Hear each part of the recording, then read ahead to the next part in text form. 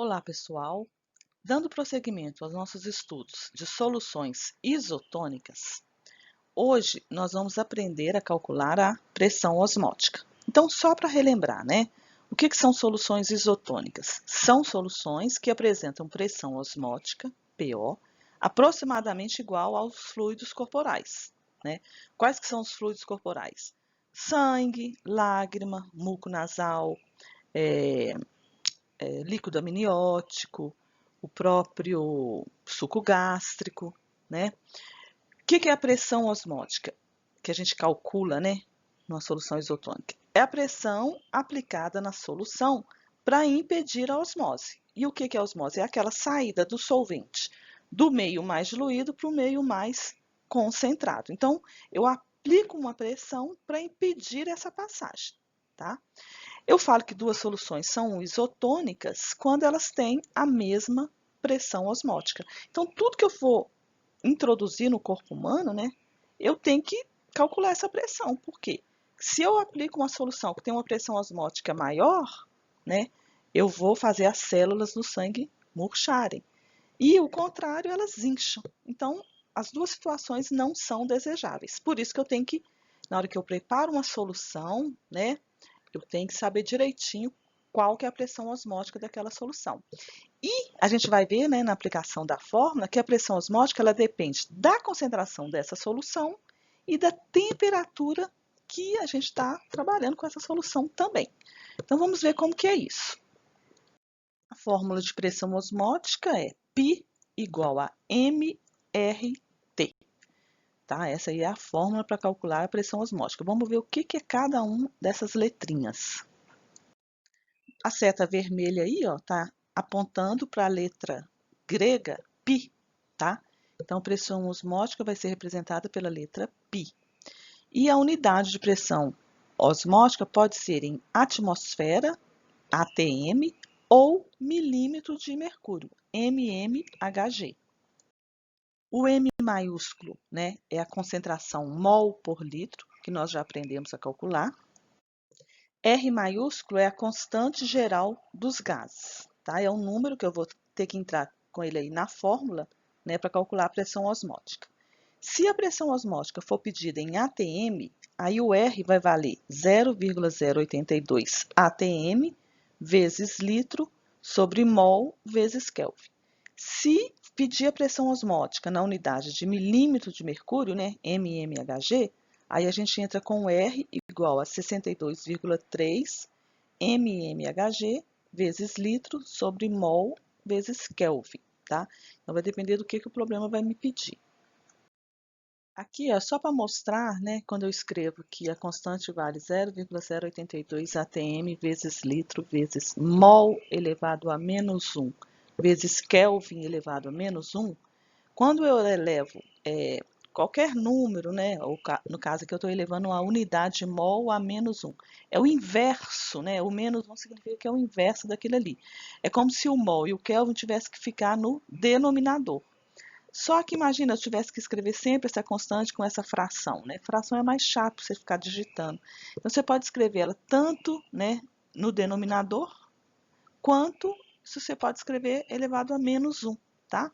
Então, aqui, ó, essas duas formas de escrever são iguais, são equivalentes, tá? Então, toda vez que você vê esse expoente negativo, né, qualquer coisa elevado a menos 1 é o inverso daquilo. E o T maiúsculo, né? A setinha vermelha está me indicando aí, ó, é a temperatura, tá? A temperatura tem que estar em graus Kelvin. Se o problema der a temperatura em graus Celsius, aí eu tenho que converter.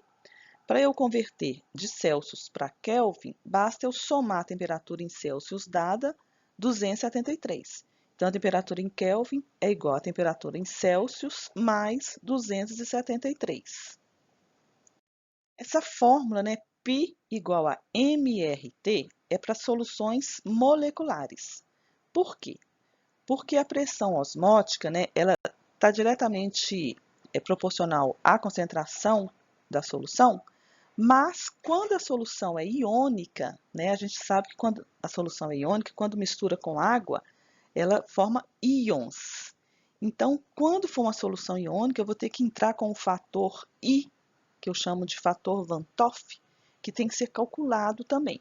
Por quê? Porque o número de partículas que tiver lá na solução vai interferir na pressão osmótica. Então, o I, ó, que está aí entre a bolinha, né, que está circulado, ele vai ser introduzido na fórmula para soluções iônicas, tá? Então, por quê? Porque o efeito coligativo ele é proporcional ao número de partículas na solução. E os solutos iônicos, como eles se dissociam, eles provocam um efeito coligativo maior. Então, tem que levar isso em conta.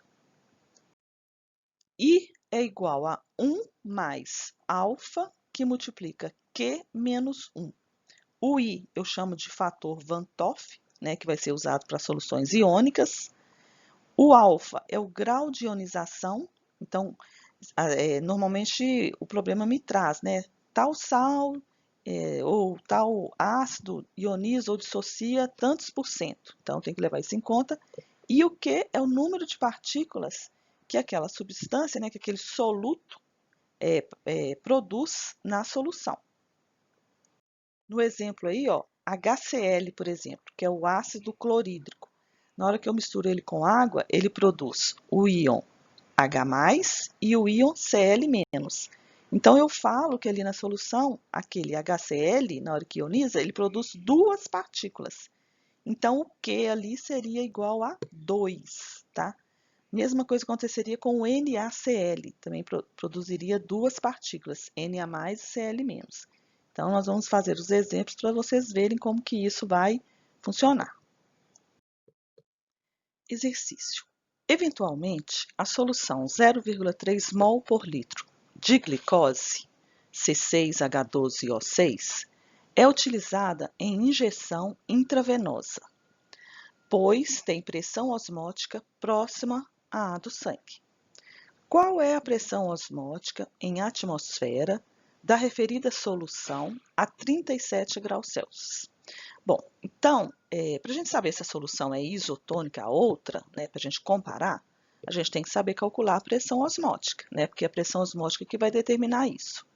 E para a gente calcular a pressão osmótica, nós precisamos de aplicar a fórmula que nós acabamos de ver. A gente sabe que a pressão osmótica ela é diretamente proporcional à concentração da solução, por isso a gente sempre vai ter que ter a concentração. No caso do exercício aí, ó, a solução é 0,3 mol por litro. E vai ter que ser fornecida para a gente a temperatura, tá? Essas injeções, né, no que trata aí o exercício, elas são indicadas para casos de desidratação, reposição calórica, nos casos de hipoglicemia e também como veículo para diluição de medicamentos, né, que são compatíveis com essa solução. No problema, foi dada a concentração mol por litro, né, de uma solução de glicose, e quer saber qual a pressão osmótica dessa solução a temperatura de 35 graus Celsius. Então, ó, no próximo slide, vamos ver como que a gente aplica a fórmula. Para eu definir que fórmula que eu vou usar, primeiro eu tenho que olhar lá de qual solução, né, de qual substância que eu estou tratando. No caso é a glicose, olha a fórmula química dela, C6H12O6. Carbono, hidrogênio e oxigênio, né? Então, são 3 ametais. Então, essa aí é uma solução molecular, não vai produzir íons na fórmula. Por isso, eu vou usar, né? Não vai produzir íons na solução. Então, por isso que eu vou usar a fórmula π igual a mRT. Nesse caso, eu não preciso daquele fator Van 't Hoff, que é o I, tá?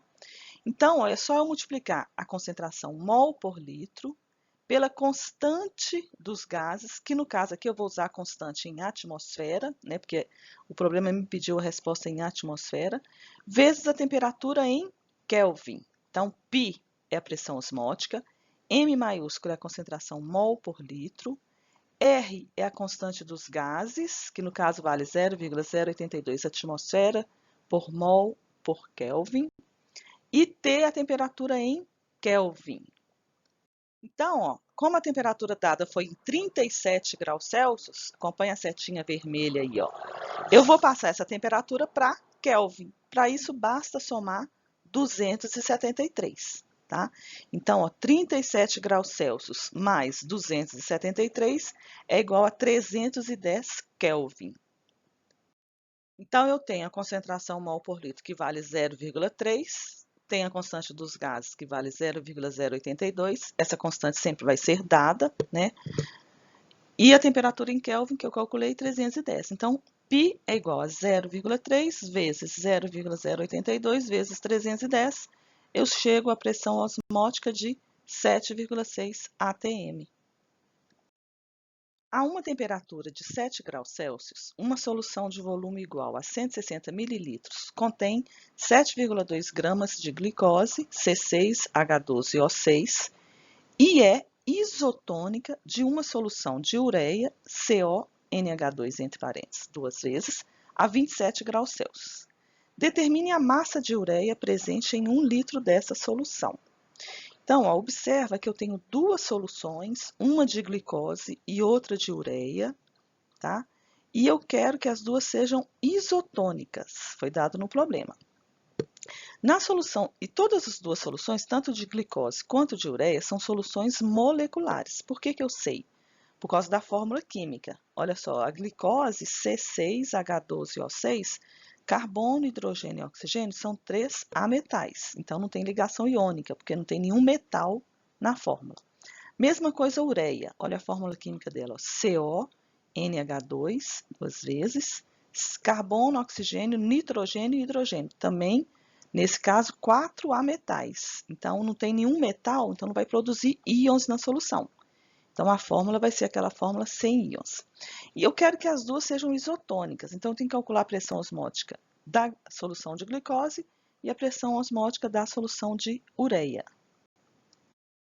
Então, para as duas soluções, né, a pressão osmótica que eu vou calcular é π, a fórmula é π igual a mRT.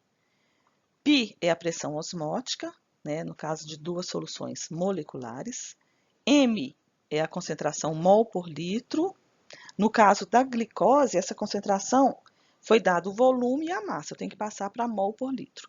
E da ureia não foi dada, por quê? Porque eu tenho que achar essa concentração para depois descobrir a massa, né? A partir dela que eu vou descobrir a massa de ureia.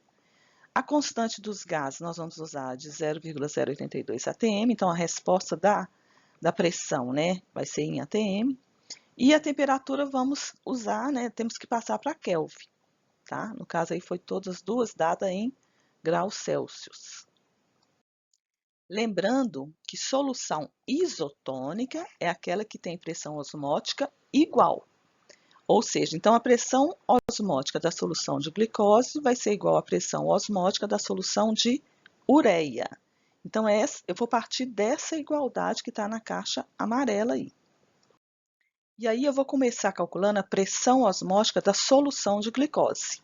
Então, aí onde está a setinha vermelha, ó, a pressão osmótica da solução de glicose, eu vou usar a fórmula mRT.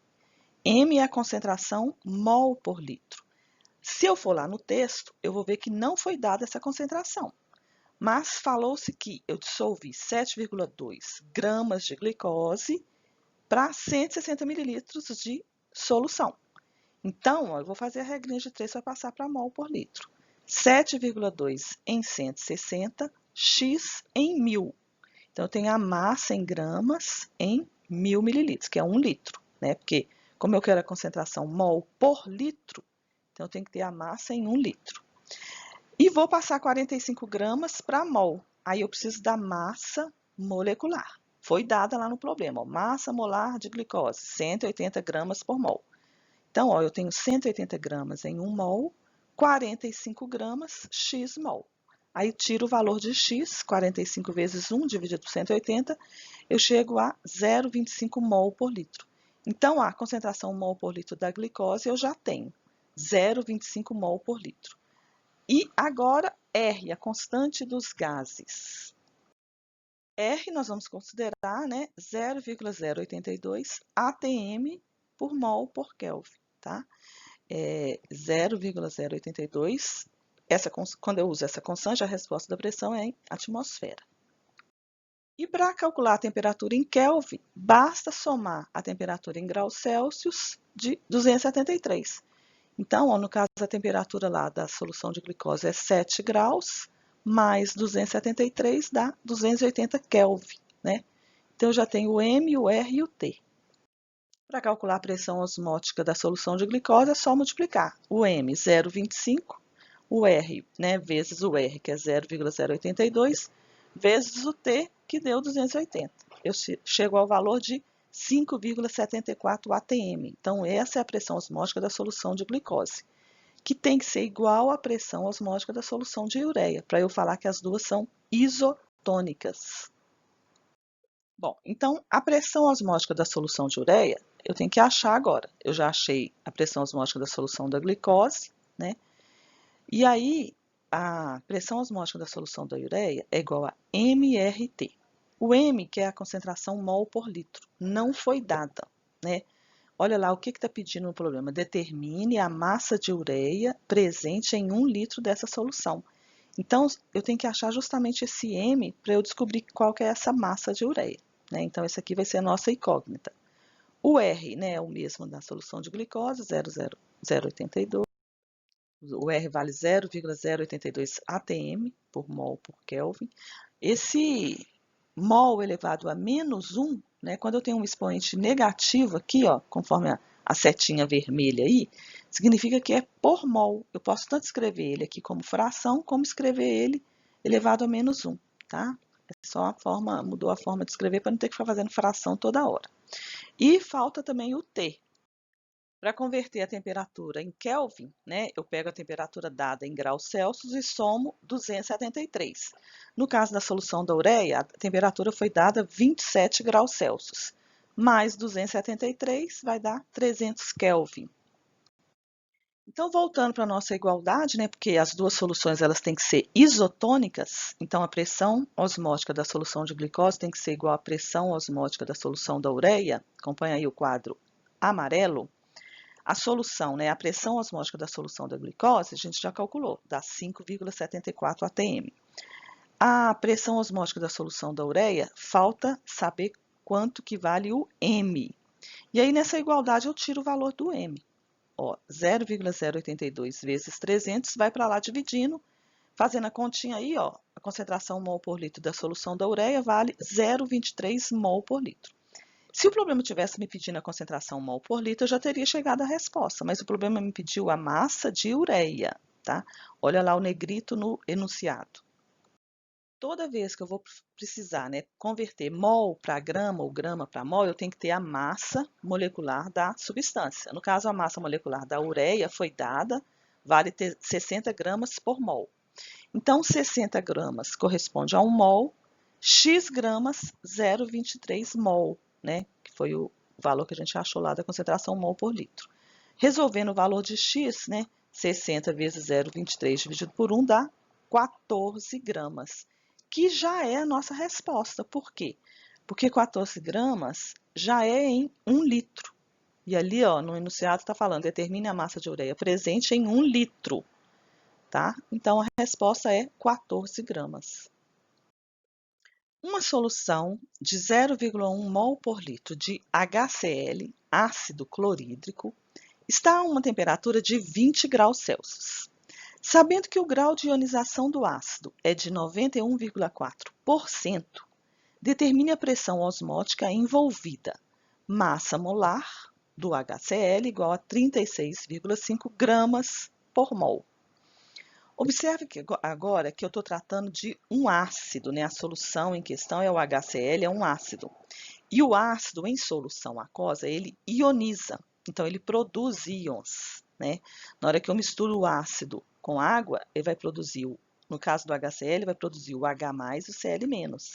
Então eu tenho que ficar atenta para isso, porque isso aí que vai determinar para mim a fórmula que eu vou usar.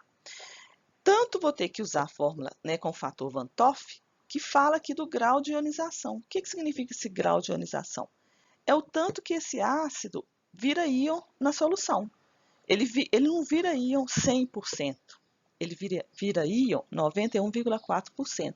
Então, para cada 1 mol de HCl que eu dissolvo na água, 91,4% vira íon, tá? Então, tem que levar isso aí em conta. E calcular a pressão osmótica, né? Qual fórmula que nós vamos usar nesse caso? Olha lá, ó, π é igual a mRTI. Por que que tem que ter esse I? Porque agora eu vou ter íons na solução. E quanto mais íons eu tiver na solução, né, o efeito coligativo é maior. Então, aumenta a pressão osmótica nesse caso. O π é a pressão osmótica, o m é a concentração mol por litro, foi dado lá no problema, 0,1 mol por litro. R, constante dos gases, nós vamos usar a 0,082 atm por mol por Kelvin. A temperatura tem que ser em Kelvin, foi dada lá 20 graus Celsius, então tem que converter. E vamos incluir o fator Van Toff, que é para soluções que ionizam, que produzem íons. Então, a pressão osmótica dessa solução é o que eu estou procurando. A concentração mol por litro já foi dada, está em negrito lá no enunciado, 0,1 mol por litro. Essa constante dos gases, né, vai ser dada também, vale 0,082 atm por mol por Kelvin. E a temperatura, né, para entrar lá na fórmula, tem que ser em Kelvin. Então, eu tenho que converter 20 graus Celsius para Kelvin. Basta somar 273. 20 mais 273 dá 293 Kelvin, né? Então, é o T maiúsculo aí. E a fórmula do fator Van Toff é I igual a 1 mais alfa, que multiplica Q menos 1. O I é o fator Van Toff, o alfa é o grau, né, de ionização, no caso para ácidos é grau de ionização, no caso para um sal é o grau de dissociação, né, vai ser dado em porcentagem, a gente tem que passar para o valor decimal. O Q é o número de partículas que produz na solução. Olha aí o alfa. O alfa é o grau de ionização. Então, como foi dado em porcentagem, né, 91,4%, 91,4 por 100, o alfa, para entrar na fórmula, né, eu divido lá o 91,4 por 100, chega ao valor de 0,914. Esse é o alfa. O Q é o número de partículas. Aí eu olho lá, qual que é a substância, né, que eu estou tratando no exercício? É o HCl, né? O HCl ele dissocia assim, ó. Na verdade não é dissocia, ele ioniza, né? Ele produz o H mais e o Cl menos, ó. Então, uma partícula H mais uma partícula Cl menos. Então, são duas partículas ao todo. Ou seja, o Q é igual a 2. Então, I é igual a 1 mais 0,914, que multiplica 2 menos 1. 2 menos 1 dá 1. 1 vezes 0,914 dá 0,914, mais 1 dá 1,914. Então, tem que multiplicar, né, aqueles MRT por esse fator aí, ó, 1,914. Então, substituindo lá na fórmula, né, π é igual a mRT vezes I é igual a 0,1 vezes 0,082 vezes 293 vezes 1,914. Fazendo a continha, a gente chega ao valor da pressão osmótica de 4,6 atm. Essa é a pressão osmótica dessa solução de ácido clorídrico.